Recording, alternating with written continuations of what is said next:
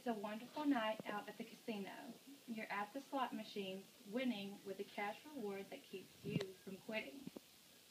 An hour after winning, your luck turns for the worst as you begin to lose some of your winnings. Before you know it, you have lost what you won and the money you began with. Today, I will share with all of you some of the negative effects of gambling. I want to touch on some influences that gambling can have on an addict. And lastly, I want to talk about some of the resources that one can turn to when he or she feels that their addiction has become out of hand. Excuse me. The amount of money lost or won does not determine when gambling becomes a problem. It becomes a problem when it causes a negative impact on any area of that individual's life. Gambling is considered a recreational activity until one begins to do so compulsively. I personally know someone who is addicted to gambling. For this person, the end result of his addiction was bankruptcy, unemployment, and health problems. The reason why he developed health problems was because he did not perform any self-care, for he spent all of his time and money on gambling. These are only a few examples of the negative impact that gambling can have on one. Other examples are changes in behavior, such as restlessness, depression, anger, headache, suicide, and other stress-related symptoms. This is because an addict stresses about ways to win and gamble more money.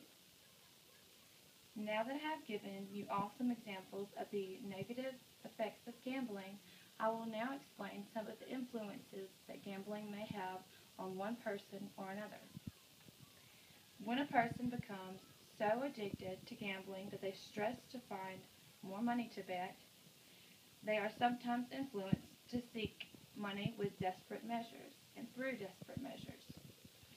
Stealing money or possessions from others or businesses may be an option for some, leading to jail time or death if they were into the wrong hands. Some people will sell all of their possessions so that they can have money. Other influences may lead a person to lack social competence with others because he or she may focus all of their time on gambling. This can lead to neglect with his or her family, friends, and work. Like I mentioned before, a person may experience decreased self-care. It is common for addicts to also neglect his or her work, which leads to a decrease in professionalism and unemployment. I will now include a few sources to receive help with a gambling addiction. Every casino provides a number which connects you to a hotline to receive help with a gambling addiction. It'll also lead you to therapists if you need so, or, which the therapist can provide cognitive behavioral therapy, which provides an outlook on your addiction, and it identifies stressors and stimuli that make you want to gamble more. Also, casinos provide a document in which you can sign an agreement to where you cannot gamble in the certain state you are in, or it can be multiple states that you're in. And if you decide that you want to gamble in these states, you can be arrested and prosecuted. Excuse me.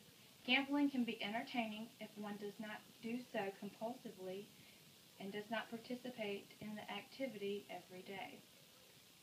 Before you decide to put your dollar in the machine, be sure to think about the negative impact that gambling could have on your life.